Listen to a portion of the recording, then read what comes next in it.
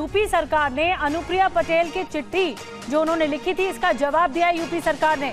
SC OBC वर्ग के साथ भेदभाव के आरोपों को खारिज किया है यूपी सरकार ने। इंटरव्यूअर नॉट सूटेबल नहीं लिखते, ये कहा है यूपी सरकार ने अपनी दलील में।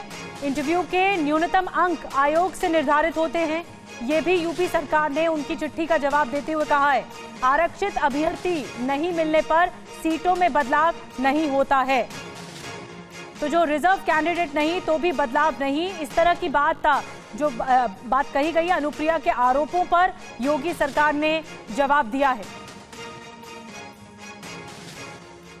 और अब हम आपको वो दोनों खत दिखा रहे हैं। पहला खत वो है जो योगी सरकार को केंद्रीय मंत्री और अपना दल एस की अध्यक्ष अनुप्रिया पटेल ने लिखा था, और दूसरी तरफ वो लेटर है जो योगी सरकार ने जवाब स्वरूप लिखा है।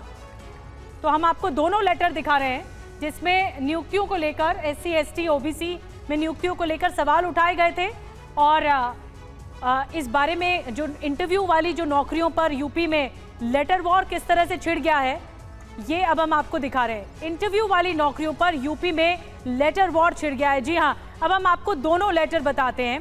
अनुप्रिया पटेल का जो आरोप है वो क्या है? सिर्फ इंटरव्यू वाली नियुक्तियों में एससी ओबीसी की अनदेखी, ये आरोप लगाया। तो योगी सरकार ने जवाब दिया, नौकरियों की साक्षात्कार प्रक्रिया कोडिंग आधारित होती है, ये कहा गया।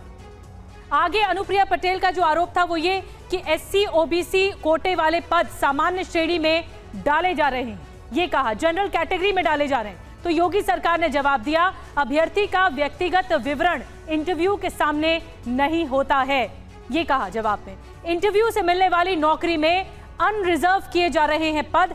तो योगी सरकार ने कहा कि इंटरव्यू लेने वाली टीम नॉट सूटेबल नहीं लिखती है। एक एक पॉइंट का एक एक जवाब दिया गया। योग्य ओबीसी एससी कैंडिडेट न मिलने पर ऐसा किया जा रहा है।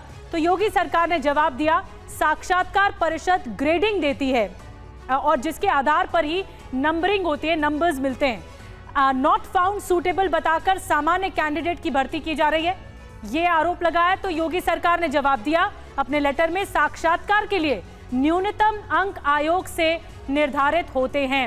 तो ये दोनों लेटर्स हमने आपको दिखाए हैं। हमारे रोविंग एडिटर पंकज झा इस वक्त हमारे साथ जुड़े हैं।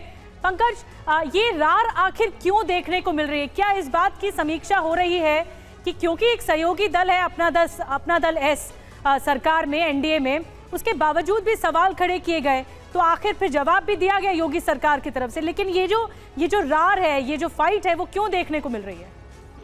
देखिए, अभी जो लोकसभा चुनाव में जो एनडीए का यूपी में प्रदर्शन खराब रहा और खास तौर से सबको लग रहा है कि उसका बेस वोट छिटक गया बहुत कुछ, उसी में से अपना दल को भी लग रहा है। और जिस वक्त मैं आपसे बात कर रहा हूं उसी वक्त कल केंद्रीय मंत्री और अपना दल की अध्यक्ष अनुप्रिया पटेल ने योगी आदित्यनाथ जो सीएम, उनको चिट्ठी लिखी थी 2 पन्नों की, और आज ठीक 24 घंटे बाद पूरे विभागों से ब्यौरा लिया गया सीएम ऑफिस की तरफ से, और बिंदुवार जो 4-5 बड़े सवाल उठाए गए थे उन सभी सवालों का जवाब दिया गया। ये मामला पूरी तरीके से अगर हम देखें तो राजनीतिक है। आज जब हम दूसरे सहयोगी दल जो निषाद पार्टी के अध्यक्ष संजय निषाद से बात कर रहे थे, उन्होंने भी इस मुद्दे पर सहमति जताई और कहा कि आरक्षण के, जिसको आरक्षण मिलना चाहिए उसके बदले में सामान्य श्रेणी के लोगों को आरक्षण का फायदा नहीं मिलना चाहिए। आज योगी सरकार की तरफ से पूरा ब्यौरा दिया गया है कि ऐसा एक भी एग्जाम्पल नहीं हुआ है। उन्होंने विश्वविद्यालयों की बात की और साथ ही जो तमाम आयोग हैं उनमें जो भर्ती होती है, इंटरव्यू के आधार पर नौकरी दी जाती है, उसका भी ब्यौरा दिया गया। इसको आप कह सकते हैं कि यूपी में लोकसभा चुनाव के खराब प्रदर्शन के बाद से